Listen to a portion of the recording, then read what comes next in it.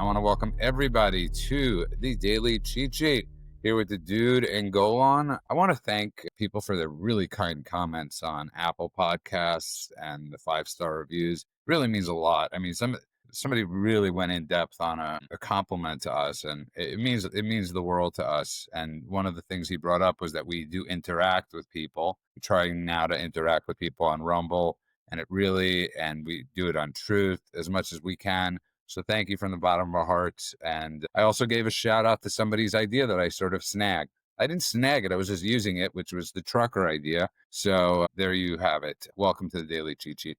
Right off the bat, Golan, this story is fresh off the presses. University of Delaware student arrested with car full of guns, plans to carry out mass shooting, and chilling note about martyrdom. Okay, this happened at the University of Delaware. And talk about dumb luck. But talk about dumb luck that should scare the big you-know-what out of everybody. Lukman Khan was arrested on November 24th after cops found the high-powered Kash in his car where he was parked in a public park after hours.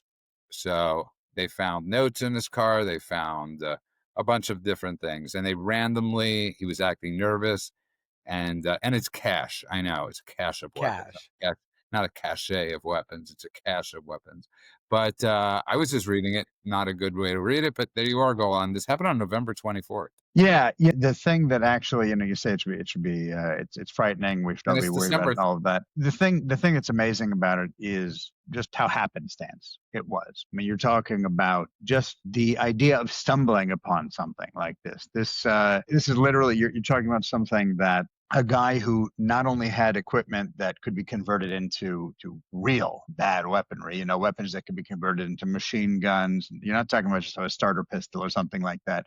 It's a guy who had a notebook with plans and diagrams, and it was targeting the police department. And also, I mean, really like movie level terrorist type stuff. And America, the more you hear this word, I hope the more it chills your blood the way it chills mine. The guy wrote about being a martyr and wanting to experience martyrdom. This is something where radicalization is a word that you hear on a regular basis. These days, it used to be a word that you heard very rarely, and now it seems like it's happening left, right, and center. And frankly, this just is happening so often that these days, it seems like if you let your kids on the internet, you're almost asking for trouble. Everything that this points to is someone who, guy was in his 20s. Someone who had been just looking for an opportunity to cause violence and do it on behalf of bad actors. Yeah, and you're 100% correct. And man, obviously his name does sound a bit foreign with the last name Khan. I'm not going to make any prejudgments on. Sounds like a packy. I'm not gonna spread rumors. Say that former prime minister was Imran Khan. The guy's in jail now. And what do you mean? He hated the West. He hated America. And the mayor of London is Sadiq Khan. Sadiq Khan. And right. Man, they really got lucky on this one. This is one of those things they really got lucky.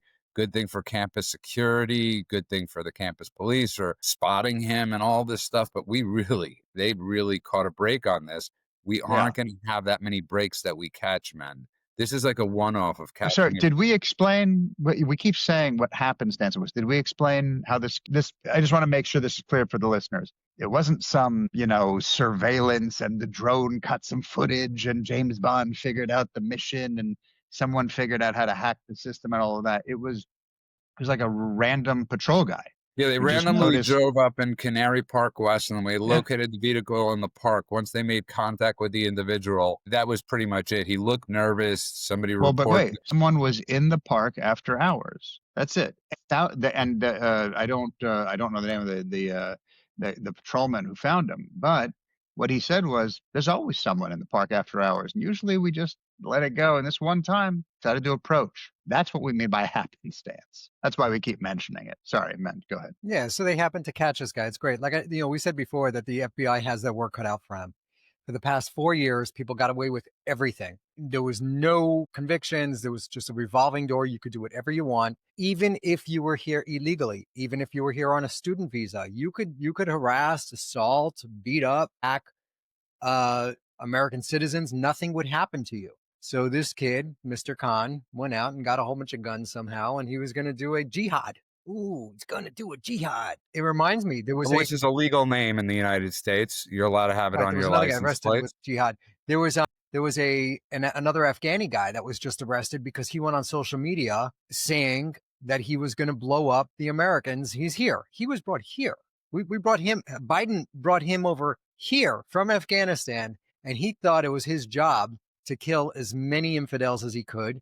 He went on social media. He talked about using yellow oil, or apparently that's something the Taliban used. So this guy knew how to use it. And the FBI just picked him up yesterday. You know, the FBI's got the work cut out for them. I saw the Miranda Devine interview, whatever, the piece that she did where she said Kash Patel, a lot of guys are saying that he's over his head. He's in over his head. But the main thing that she was saying was that these are all people that wish him to do better. And they hope that he would listen to the criticism as constructive criticism. I hope it's also equal. It's also very important to say that the reason that story and what you're referring to is Miranda Devine had a column on the New York Post talking about there are certain disgruntled people at the FBI talking crap about Kash Patel, and we don't know if they're former.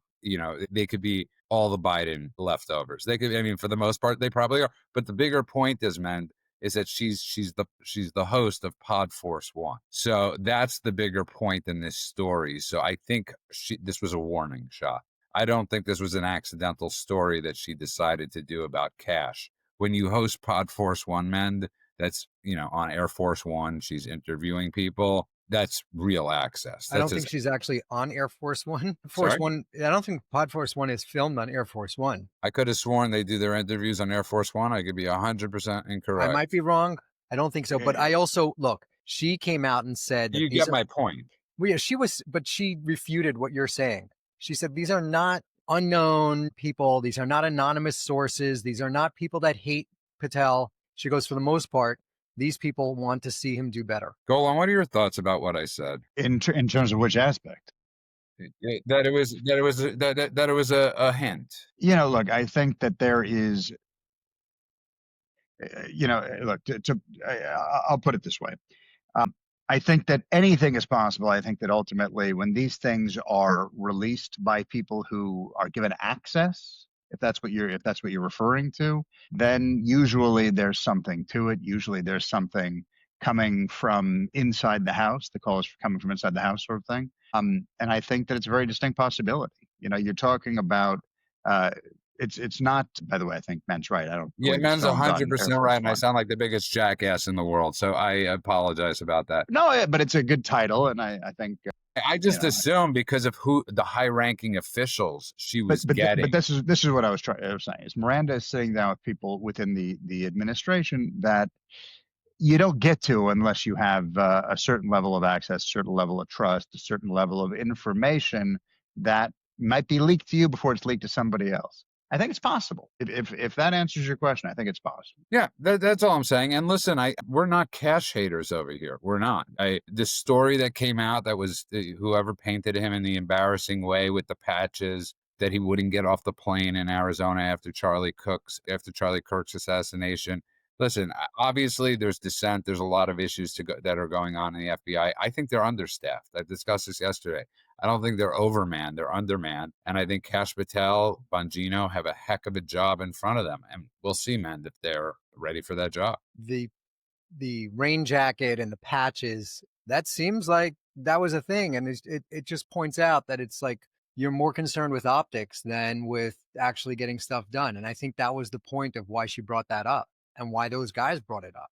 I mean, you're running around Washington while the guy's sitting on a plane, and then you come out and you say, we caught the guy, and they didn't catch the guy. And then it was the wrong team that you gave credit to for catching it. There's a whole bunch of things there that could have been done better. We all admit that. I'm pro Kash. I'm on Team Kash. I like the guy. I think he's great. I think he's capable. I also think that sometimes a friend needs to tell a friend, hey, pull it together. And I feel like that's what that was. Well said. And I want to get to something very quickly because I love that President Trump did this. Golan, I have no idea if Henry Cuellar, the representative from Texas, is innocent or guilty. I don't know. I do know that if Biden's DOJ brought charges against you, there's a good chance you probably did not do anything, unless you were Bob Menendez, right?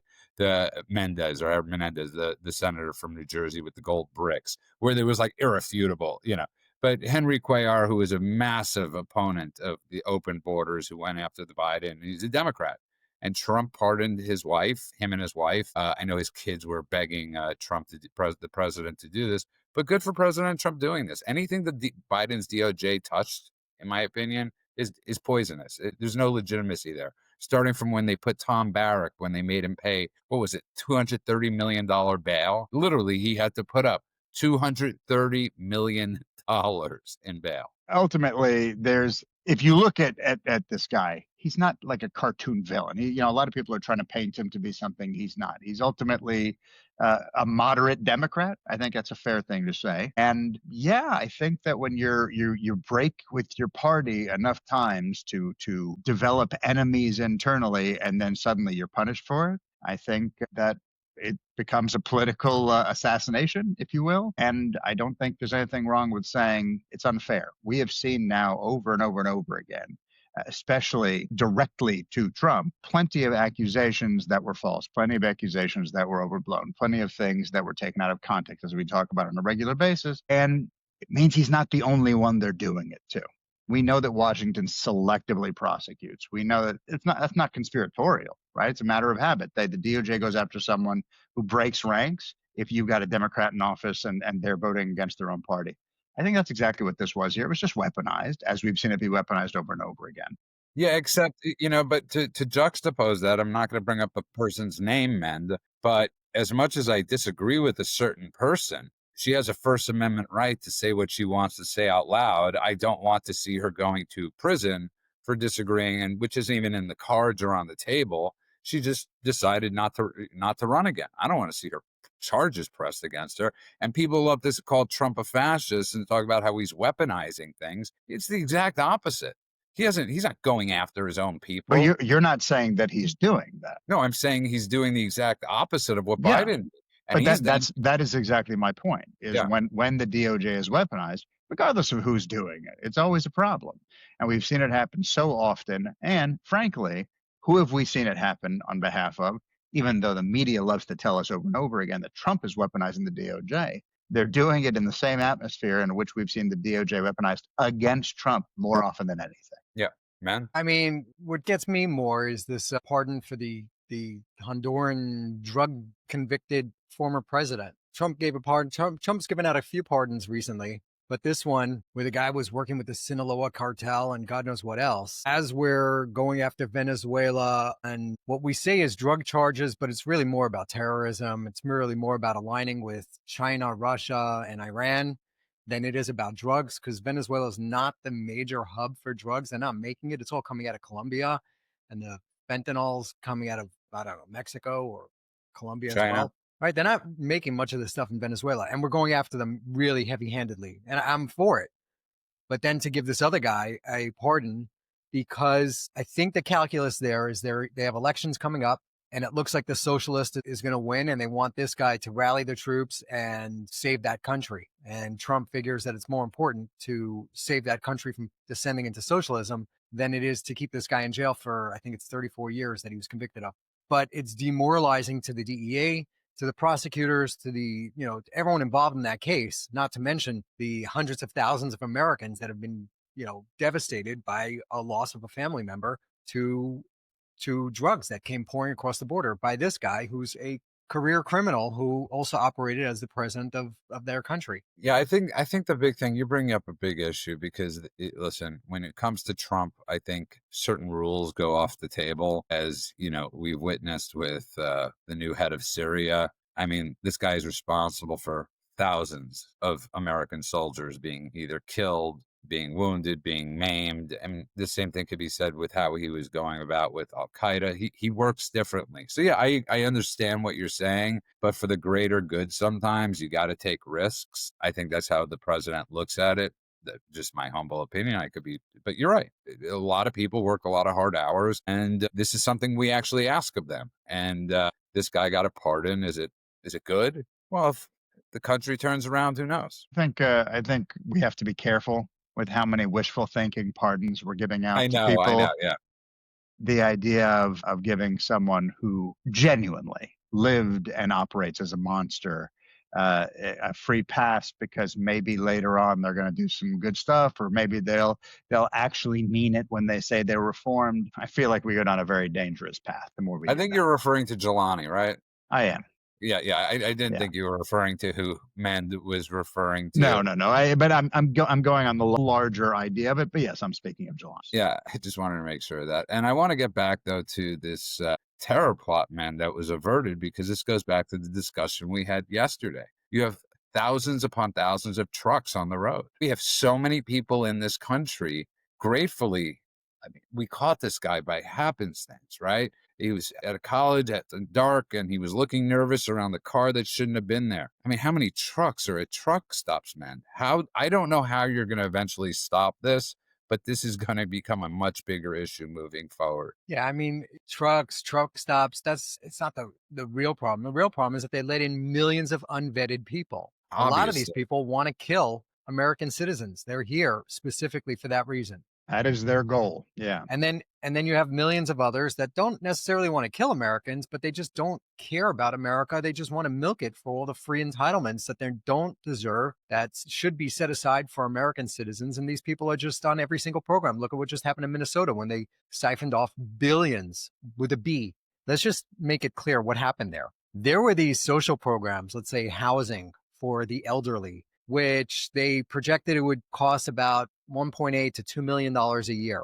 Within 4 years, the Somali community got that budget raised to over $200 million. I believe that's the number. And nobody batted an eye, besides for the people in the offices that were running this thing that made Tim Walz, the governor, aware that it seems like there's a lot of fraud going on here. How does it just expand like that? They did the same thing with the autism program. Few million dollars. Next thing you know, they registered every single Somali kid up as being autistic. I think they are.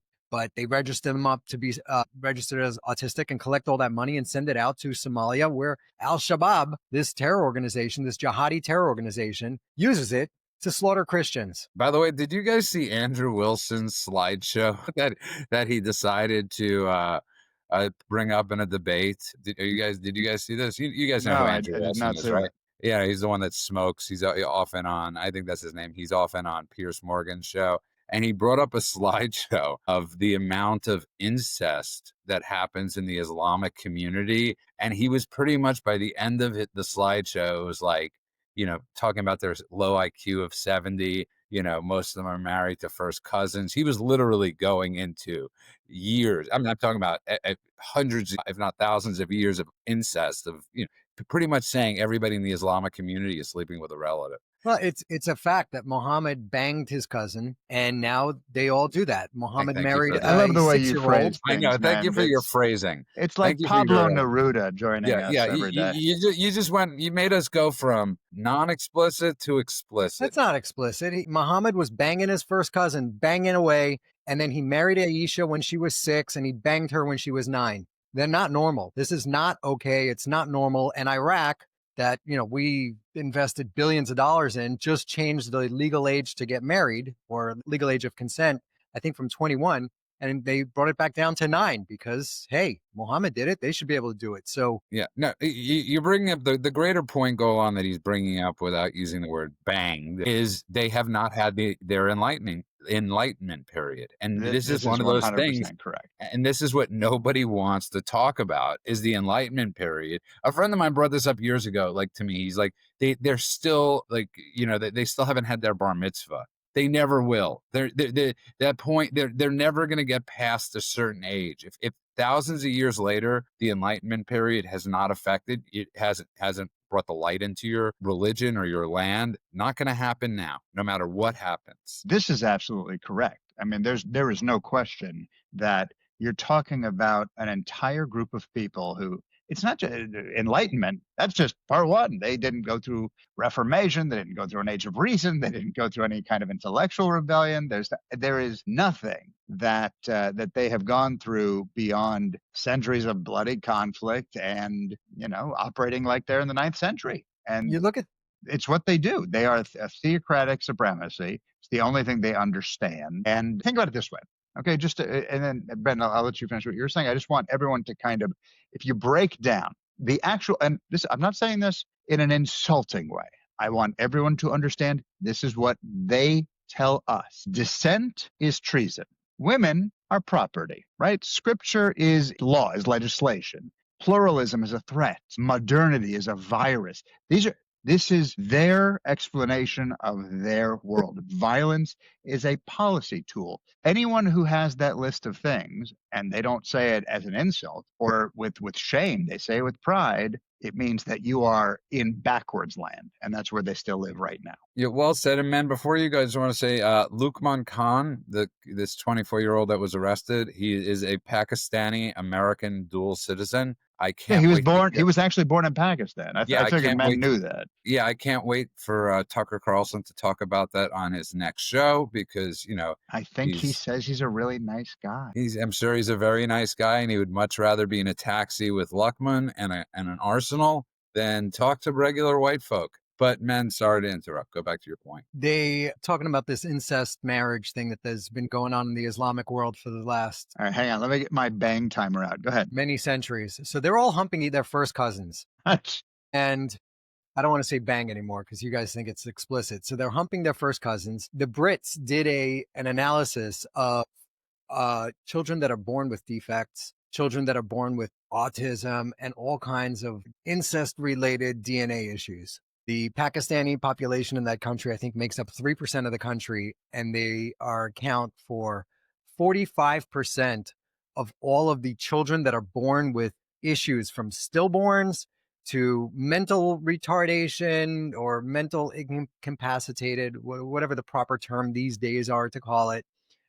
And it's all because of that. These guys don't understand. They don't get that is a bad thing to do. They all do it. So no, I think that's a great point. You know what? I'm just going to end you on that point because I think it's sort of go on what it comes down to is when you're raised in a certain way for thousands of years, unless something dramatic happens, it's just normal. It's just but there's one thing. There is one thing we have to add to that. The one thing we have to add to it is there are leaders within that community that don't believe any of the things you just said, man. They might take advantage of it because it's fun for them or because it allows them to maintain power or it allows them to gather billions of dollars and put them into their own pocket. But there's a reason why they fear education and ban books, why they kill dissidents and they control speech. There's a reason why they enforce these outdated Islamic purity codes. And there's a reason why, when exposed to the sunlight, the whole thing collapses. They're doing this on purpose because it allows them to maintain theocratic power. And it allows them to use these people who they keep in ignorance and in these backward world that we're talking about. It means I can throw you into the meat grinder. People voluntarily will die for the cause. Half the people who died in Gaza did so after they received messages saying, you got to get out of there. Here's a phone call. Here's a leaflet. Here's a text message. Your kids are in danger. And they said, no, we're going to hang out because we want to die. Our leaders told us that makes us righteous, right? It's the same kind of thing because the minute they lose that power, they lose the ability to control people. So the tragedy isn't that they haven't had enlightenment. The tragedy is the people in charge will fight anyone and send anyone to die who tries to bring enlightenment to them. I'm not going to get that deep. I'm going to say that the leaders are inbred as well, and they are also demented. I'm not going to disagree with. They all do it. They all have that. Hold on, I'm going to be honest. I usually never disagree with you. We tend to disagree with men the most. I got the dude's side in this one. 100%. I'm with the dude. You can, but you also can look at the bank accounts and the suits and the modernity that the leaders live in that none of their followers do. But look at Jelani and tell me he's not. Look at Jelani and tell me he's not a leader of incest. Anyways, I want to move on because yesterday I really want to quickly get to this one little thing because it's really interesting that we were talking about this yesterday. How we don't believe in the acumen necessarily, but we believe Witkoff's a good guy. We don't believe he's up for certain jobs. And so there's a news story that came out, man, Witkoff and Kushner now, and this is what we brought up, brief Ukraine negotiator in Miami after, shockingly, Putin rejects U.S. plan. And it's like, again, he didn't just reject that plan. He tried to humiliate the Americans who went to talk about the plan. But right. He did, yeah. And again, man, it's like I don't really get the Witkoff thing. If you're going to constantly have Jared Kushner in there, you might just want to bring Jared Kushner in and sort of cut out the Witkoff man. I just found it sort of interesting that we were discussing this yesterday, that I don't think Witkoff imposes any sort of fear or danger to these countries that he goes to. In fact, he drinks the Kool-Aid. I don't think it matters who they send. The bottom line is Putin doesn't want to end this war. And I think it's going to come down to the plan that we talked about 6 months ago, where Trump's going to pull out. He's going to say, you know what? I'm done with you, Russia. I'm done with you, Ukraine. Europeans, if you want to defend Ukraine, buy as much goods as you want. Hey, Russia, you're not willing to end this thing. We gave you a lot of off-ramps. You're not willing to end it. I'm going to sell them the HIMARS and the Tomahawks and anything else that could hit deep into your territory. We're not going to go nuclear. You're not going to attack any NATO countries, and you guys could fight it out for as long as you want. And I think that's where we're going. I honestly think, and we talked about this originally where we said Trump is being really nice to Putin because he's trying to get him to take the off-ramp. He's not taking the off-ramp. It's now abundantly clear. Right. He doesn't give a crap. He wants to continue this thing. Correct. And they're going to continue this thing. And why does he want to continue this thing? I think China, one is he wants land. Obviously, he wants the Donbass. He wants to reconstitute the great Soviet Union. And, some people could argue for or against that. We're not going to get into that. But I also think that the Chinese really want him to keep America focused there so that they could take care of their Taiwan plan. And if we don't get these semiconductors, TSMC, out of Taiwan quick, the world is going to feel that pain. You're not going to be able to save Taiwan. Taiwan is now talking about heavily investing in more arms. Like now you're talking about it. The Chinese are going to invade. Their plan is to invade by 2027. They're probably going to do it before that. Because if we all think it's 2027, they're probably going to do it in 2026. They're just waiting for the right opportunity. They're going to go in. They're going to lose a lot of people. Did you hear the good news, though? Did you hear the good news, Mend? Did you hear the good news, though, is that the EU might actually stop buying Russian oil finally. Not yet, not for a couple of years. Yeah. In 2027, finally stop financing the Russian war machine. Good job, EU. You're almost there. Again, you know what's so interesting, guys? I just got to tell you something really interesting, guys, is that it's such a weird thing that nobody ever talks about this topic. Is that not bizarre? It's the weirdest thing that nobody's ever saying. You're helping I've been Russia. saying it. They've been funding the war. They gave more money. We've been bringing it up 1,000 times, but that's my point. They gave more money to Russia throughout this war than they have given to Ukraine. We're saying great point. Now stop. No, I know. But I also want to point something else out, is that the Russian oil deal that's on the table. So the Russians have something like 1,200 black flag tankers. These are tankers that they shut off their transponders, they transfer the oil out to sea, and then they go to India and wherever, and they sell that oil. The Russians, that's their illegal fleet. The Russians also have a legal fleet.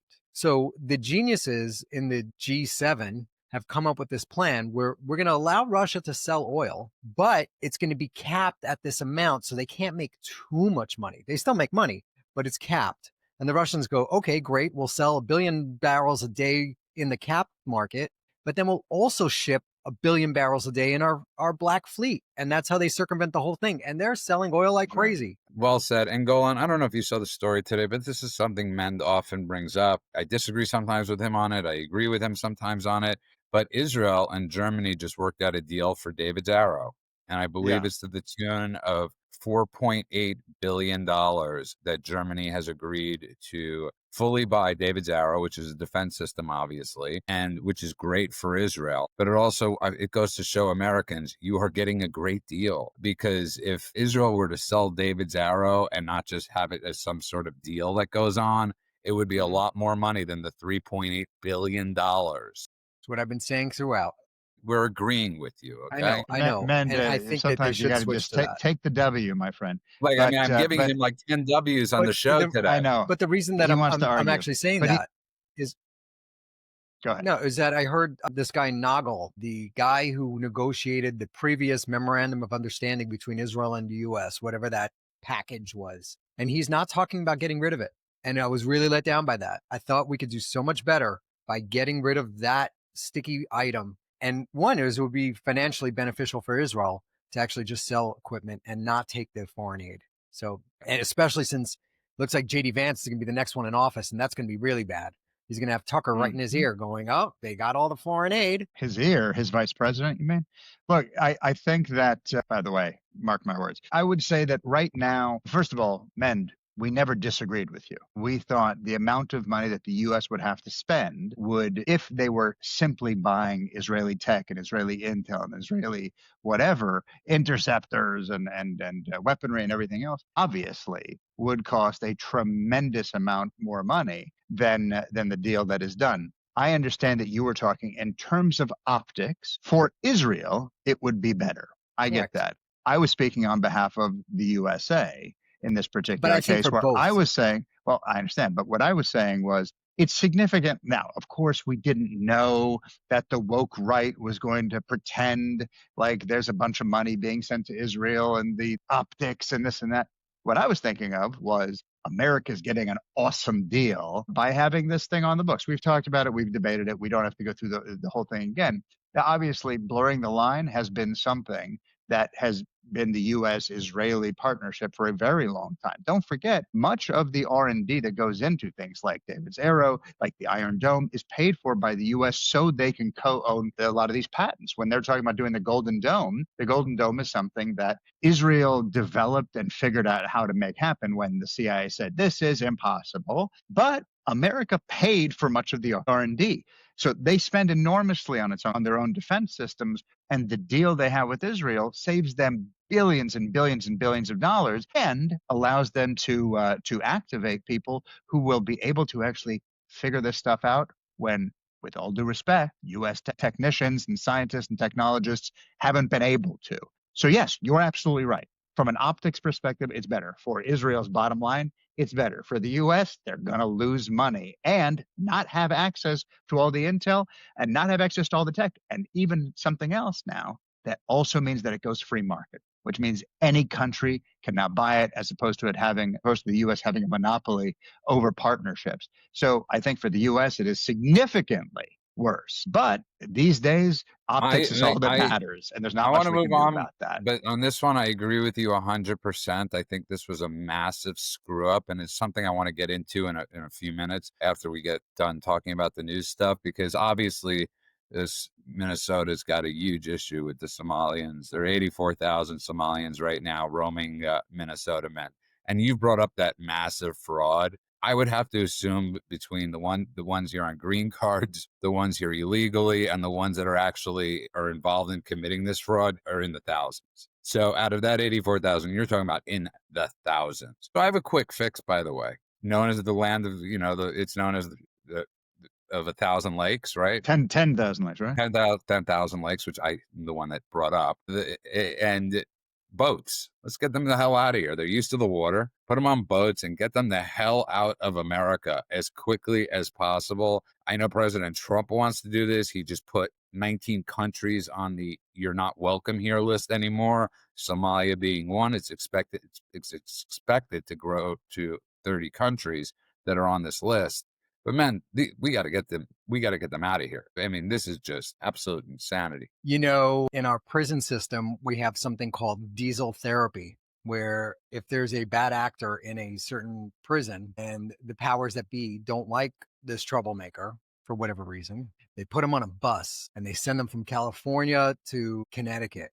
And that bus stops at every local county jail, and they put the guy in for a day, a week. He doesn't know how long he's going to be there. And by the time he gets there, they call it diesel therapy. By the time you get there, you understand and you learn that you should not be doing that thing that you just did that got you into that.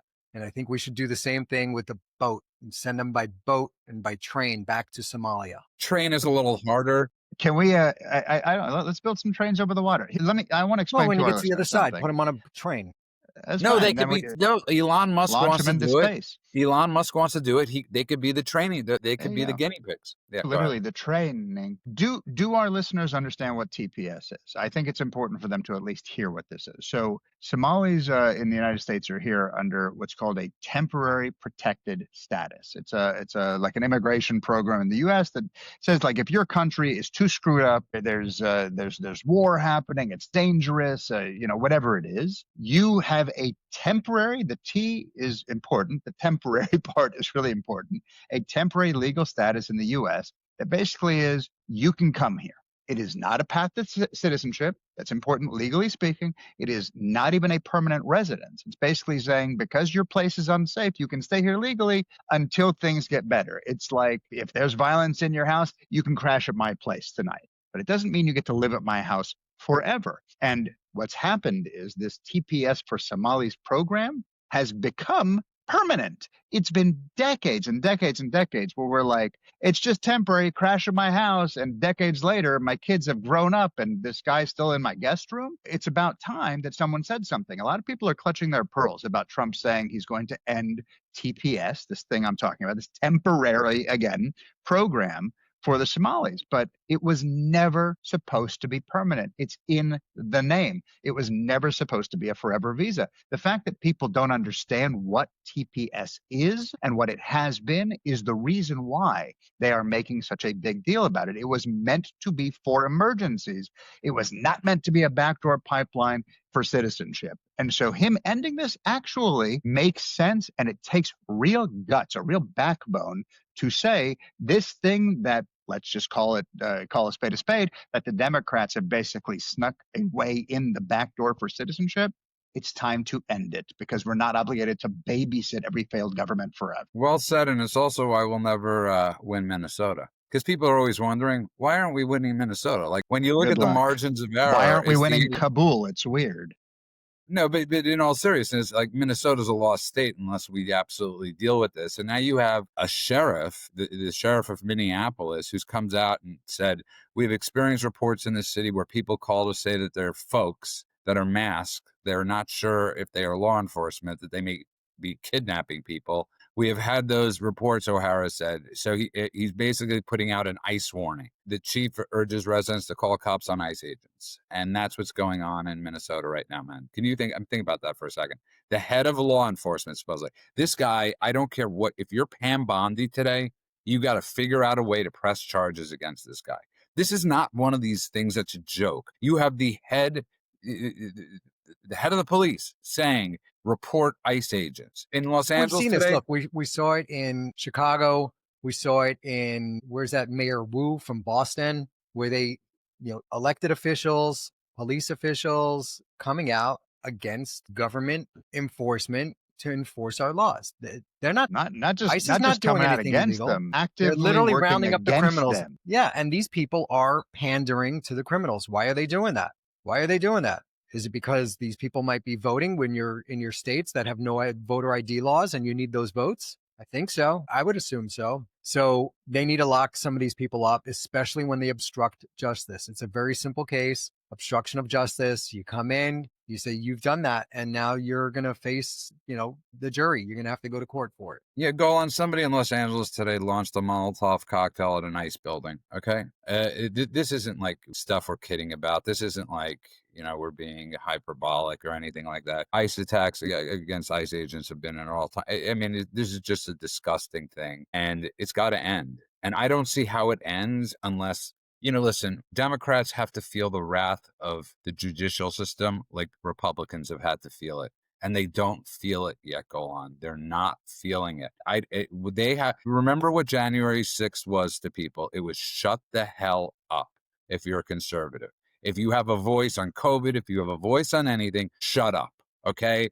Democrats have to pay the piper. And I don't care what Pam Bondi has to do to go after this person. Go after him, Golan. I think after the assassination of Charlie Kirk, after people had been saying fascist, Nazi, all the same words we hear over and over again, the idea that it's still okay for government officials to vilify police, to vilify ICE, basically, it's not even basically, it's literally putting a target on their back on a regular basis. That should be illegal. It is playing with fire. It is something that at a certain point you pass free speech. It becomes incitement. And I don't care how cutesy the language is, how much activism there is, what group is behind it. If you are someone who is basically saying that person should be a target of your violence or your vitriol, and then you go, hey, I can't believe I called that guy a Nazi for the last 3 years, and then they attacked him. What? Wow, that is beyond the pale. Mine was free speech. They went over the book. No, you basically lit a fuse. You threw the grenade, and then you walked away and said, how did the explosion happen? All I did was light a fuse." So to me, this is one of the most disgusting things, where you are calling people fair game who are trying to do their job on behalf of the government. Yeah, To me, it should be illegal. it angers me to no end. I mean, this is one of those things where it really angers me to no end, but that's part of their goal. And Of course. as we've discussed, it's to break, people's spirits. And how do you break people's spirits? By what these people are doing. And Pam Bondi really has to get on it. I don't know how many more times we could beg Pam Bondi to get on something other than a television, but like, do your damn job. Yeah. And by the way, if you're just tuning in, you are listening to the Daily Cheat Sheet. We're live on Rumble.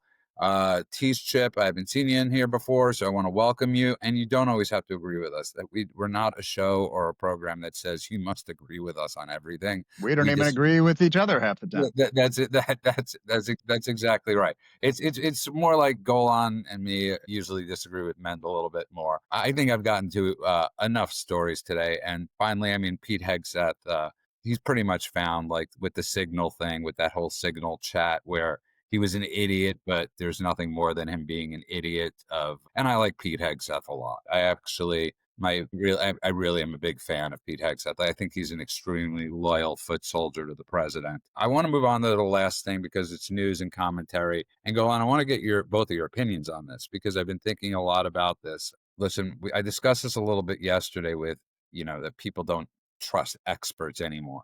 No, but what it comes down to is they don't trust experts when it comes to foreign diplomacy. Okay, they trust experts at the hospital, right? You don't see, Tucker Carlson. I think it's more simplistic than that, by the way. I think they don't trust experts when these days people are in silos.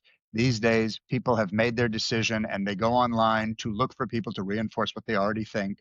And I think at this point, when an expert says the opposite, whatever it might be, they disagree. It's not they disagree with experts. They disagree with anyone who doesn't affirm their pre-programmed worldview. And that includes, by the way, you said medical. I know people who go to the hospital now. They already know what it is. They already are sure of it. They go to the doctor. The doctor tells them something else, and they're like, time for a second opinion. I don't agree with this guy. Now, it's okay to disagree. It's okay to get a second opinion. But when you automatically deny the reality in front of you because it doesn't fit your worldview, it's not about the expert. It's about you. Yeah, well said. But the bigger point I want to bring up, though, Golan, is I've been thinking a lot about, the Israel-Gaza war, if you want to call it, that Israel had every right to do. And it was the first war of our lifetime, I think ever, that was adjudicated on a minute-by-minute basis. And I think there was a much deeper reason for doing this. Obviously, we know that it was bots fighting bots and, raising up certain voices. But this was a global jihad done to destroy the legitimacy of right versus wrong. And we have done ourselves a lot of danger. And I don't think people realize the danger that we've done yet. Okay. So because as President Trump, what is everything? Are we going to have to look at it on television? Is Trump going to go into Venezuela and we're going to be like minute by minute basis? Like, oh my God, two Venezuelans were killed today. Trump is committing war. It's an impossibility, Golan, to fight any wars. So if you want to talk about what China gained out of this, what Russia gained out of this, what Iran gained out of this whole Gaza-Israel conflict was, they've mentally messed and they've so screwed up people's ideas of what war is because we've made certain mistakes. Okay, Israel-Gaza wasn't a mistake. Israel did the right thing. America has fought a lot of wars that were just and pure. Have we made mistakes? 100%. And I'm sick and tired. I'll say it again. Is always messy. That's why I would say to those bad actors that don't want HIT to get messy, maybe don't launch a war, because the retaliation is not going to be perfect. It's going to hurt people that probably shouldn't be hurt. There are probably going to be mistakes because war is hell and war is messy. Now imagine, as we just lived through, if every moment of that war is adjudicated in real time. That means that you have a bomb that goes a little to the left and someone dies that shouldn't have died. And immediately, instead of saying, okay, obviously that was in a grander context of a war, as a grander context of taking out a terrorist or what have you, now it's right this second you have to stop and you have to answer for that one person that died. Immediately, it's on video, and if you don't answer the right way, you're the bad guy. And it's always going to be something. So every second you're going to be scrutinized within an inch of your life. There is no way that you can remain. Again, you're talking about on the grand scale for those who are watching this on TikTok, you can never be the good guy if it's framed that way. You are always going to be the villain because they're always going to be able to find something, because that's what war is. And so, yes, I think there is a distinct possibility. And we've talked about this a little bit, but it's a much longer thing that I won't get into. I was just thinking a lot about this, to be honest with you. Let me just say the sentence. I think that there is a distinct possibility that the jihadis and the Islamists and everybody in Hamas and everybody else forced a war with Israel. They knew that there was no way a war would not come if they launched October 7th. And they did it in order to, and they were prepared for, to allow it to be adjudicated online, in order to destroy reality and destroy moralism, destroy the ability to wage a war, and to paint anybody who fights back against terrorists as a bad guy. That's what I wanted to say. Continue. I think it's perfectly said. And it's, you listen, I like that you explain what I bring up better than I do. That's the gift of the Golan. But man, I think this is a very dangerous time. Listen, we talk about a lot of things that people would say certain things about us. But as we, listen, Qatar this week paid for Emily in America, or Emily Saves America, whatever that goofy show is. They paid for her to go to Qatar and say about how great Qatar is, okay? This is what Qatar is doing. Nobody's talking about this. Nobody's talking about all the money. And then, again, it's like, so now you have all these armchair generals. And this is my point. Listen, experts mess up, okay? Sometimes, like, people like Fauci do purposely, and sometimes they just make mistakes, okay? When Jimmy Carter did the worst foreign policy blunder of all time and not allowing the Shah to stay in Iran, worst foreign policy blunder of all time. Did he know the repercussions of it?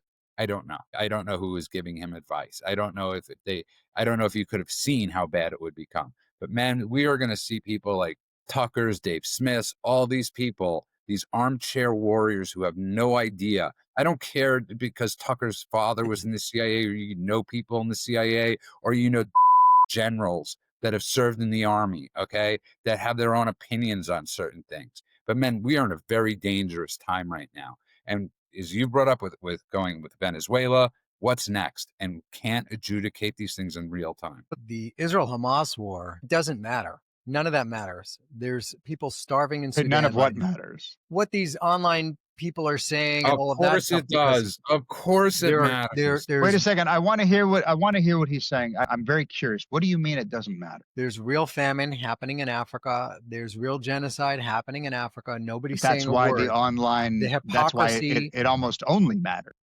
The hypocrisy of these people exposes them. Yes, it's a problem. The exposes real problem them is to that Qatar, who? To those who already know better? The problem is that Qatar is funding the woke right and the woke left and everything that is anti-America, anti-Israel. And our president is cozying up to this guy and that nation. And that is the crux of the problem. Tucker is that just has nothing to do with what I brought up. That has nothing to do with. I agree with Judah. I don't think you're being honest about the question that's being asked here. Because if you are, what is the question? Is it a dangerous time? No, it's not. It's not about a dangerous time. If your whole strategy is that whether it's Israel or America or anybody else is to drag good faith, good actors on the world stage into a physical conflict, so the real quote unquote real battle can be adjudicated online by activists, by influencers, by propagandists, by bots, and by all these hundreds of millions of people that are being radicalized by all the things I just mentioned, then online is the only thing that matters. That's what I'm saying. Okay, so online matters. Let's go through. I'll go through with this with you because I think what's going on online is a symptom. It's not the core problem. The core problem is Qatar is paying all these people to spread. That's the problem. The problem is that Russia and China have ulterior motives, and they love that the world is distracted with demonizing Israel. And the UN is a giant pile of dung. Okay, but this is where the battlefield is for everything you just said. Well, it is, and Israel's doing a terrible job with the online then you stuff. defeat the but you are, it's an oversimplification, because if you can't defeat, let's use the Israeli military. If you can't defeat the Israeli military, you defeat the perception of the Israeli military. You make them, I was here, I was walking today. I was leaving the osteopath and I was walking, I was on the phone, I looked up, and there's always stickers, anti-Israel, anti-Jewish stickers all over Barcelona. And the one I saw today was, Judaism in Israel is the real Nazism. Israel's a terrorist state, right? That's a propaganda sticker. And it showed the Israeli flag torn, and behind it there was a swastika. Okay, that was the sticker. And I thought, and I of course, I pulled out my spray paint and I spray painted it and took care of that one. That's one of thousands and thousands that are all over the city. But what I thought was, that's not there because somebody felt like, I really need to get this message across. That's there because there are people who are paid, just like you're talking about, to spread misinformation and to make that message happen often enough that the broken windows theory makes it something that everybody's going to see, and eventually it'll seep in. Online, you get to do that a million times a second. So to pretend like weaponizing virality isn't the battlefield, it's not rockets, it's not tunnels, it's not fighters, it's narratives. These edited clips, this fake content, all the manufactured BS is exactly the weapons that today matter more than anything. Let me rephrase it. It sounds like you guys are talking about what the problem is, and I'm talking about where the solution lies. The problem, sure, it's all these idiots online talking.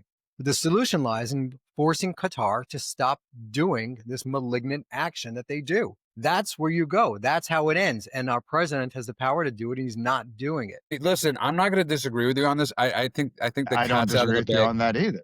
I think the cat's out of the bag at this point. I don't think you could. I don't. Pandora's box is open at this point. You can't put it back in. They've already won. Okay, Russia, Qatar, China, and I like the person that's new in the rants. He's like, they're like, please keep talking about this. I love Israel and I love Christianity, or however they phrase it. Like, please, and we do. This is one of the things we enjoy talking about. We disagree sometimes, but at the end of the day, we're after the same goal. And Men's 100% right. If we don't cut off the head of the snake. By the way, I don't think what Men's saying is separate from what we're saying, though. The idea that Qatar is funding extremism, they're causing the chaos, then they're buying the Western institutions, and then they hide the fingerprints to make them seem like they're the knight in shining armor. Look, you mentioned Emily. It's by the way, Emily in Paris. I didn't get to correct you earlier. So it's between Emily in Paris and this deal they made with the Wall Street Journal and the FIFA deal and the F1 deal, and I could name 1,000 other things. Even what's going on right now with the film festivals that are happening this second, the people that are over there, people that I really appreciate. David Aiello is a great guy and a wonderful actor. And what's the first project that he's doing post going to Doha? He's directing a movie over there. Barbara Broccoli, coming off the James Bond franchise. What's the first post-Bond movie she's producing? In Qatar. A24, the biggest distributors over there. Neon, the ones who just won, I think, 3 Oscars in a row for Best Picture. They're making deals over there. This is all laundering. This is all laundering their reputation, laundering their terrorism, laundering everything that you're talking about. It's not just Trump. It's everybody that is beholden to the almighty greenback dollar. And that's the problem.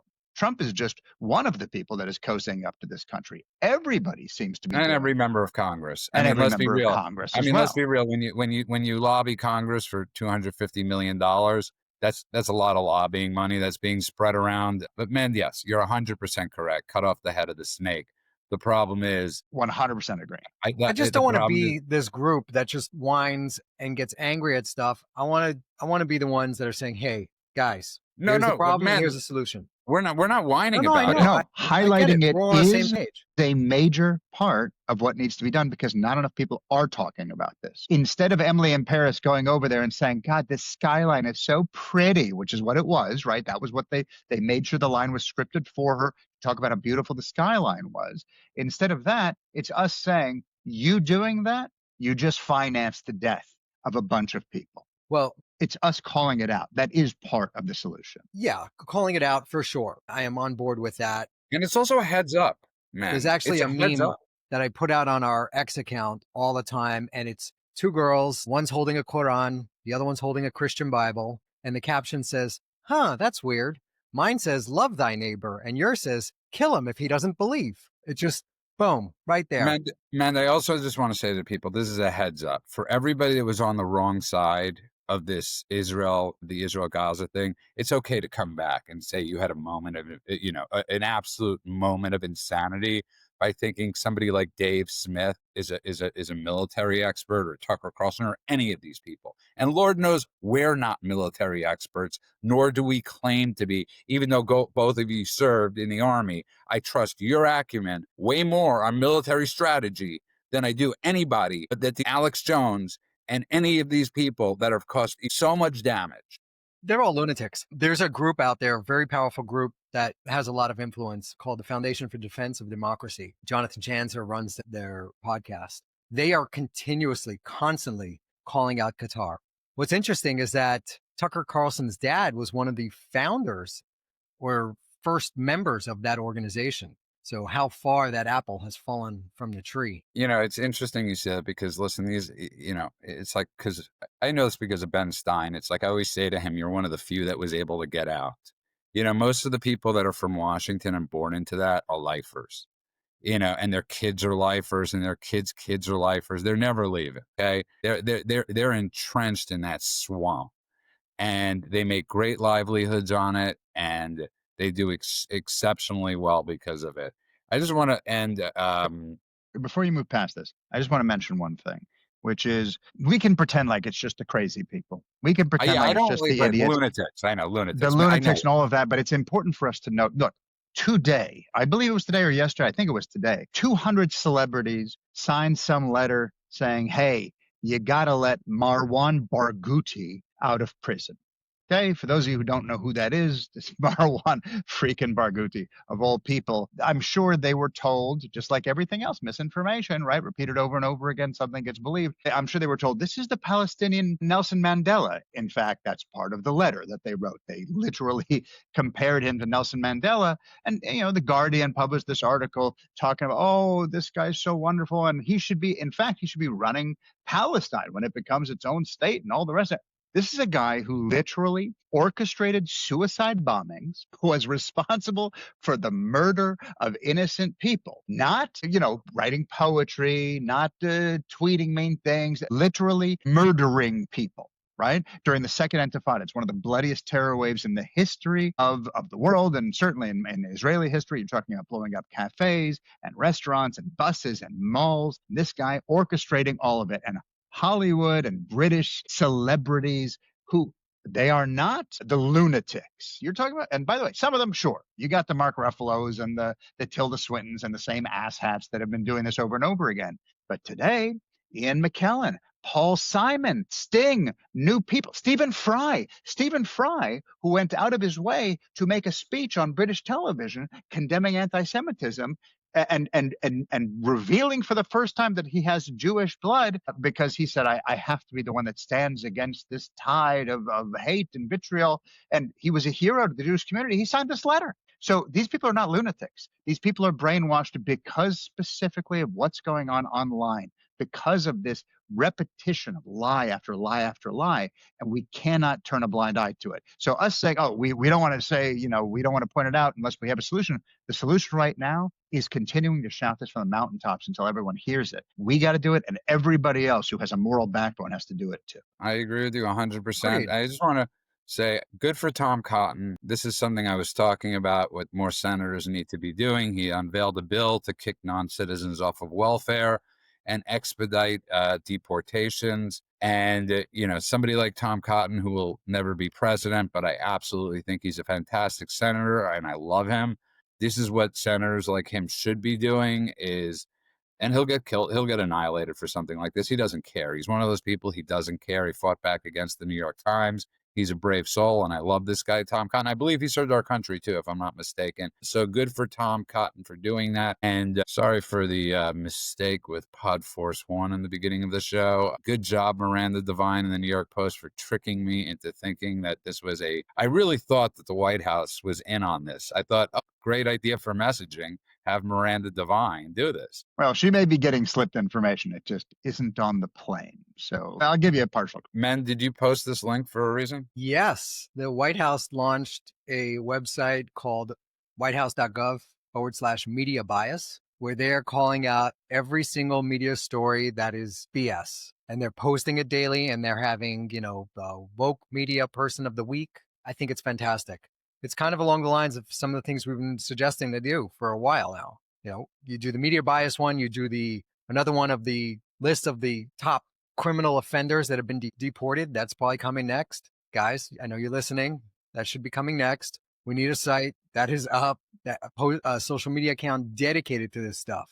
badhombres.com, and just post right there. Okay, on that note, I want to thank everybody that's been downloading the show and everybody that's joining us live on Rumble. It's in the middle of the day. It's a wonky time, but it's appreciated, and we hope to grow, and we hope it grows just like the audio part of our podcast has. And you could find us everywhere at thedailycheatsheet.com. That's thedailycheatsheet.com. Wherever we are, don't forget subscribe so you know when we're going to be on. Also, give us a nice review if you don't mind. Very helpful. Greatly appreciated. And we do this for fun, and we do this for free, and we're not going to stop doing this, although Golan won't be here tomorrow. Sadly, he's got a healthy family event, I think. And finally, okay, good. A healthy family thing. And it'll be me and the dude, so that should be interesting as always. And on that note, you can find us everywhere at thedailycheatsheet.com. That's thedailycheatsheet.com. I want to wish everybody a good morning, afternoon, and night world, wherever you are. God bless you all.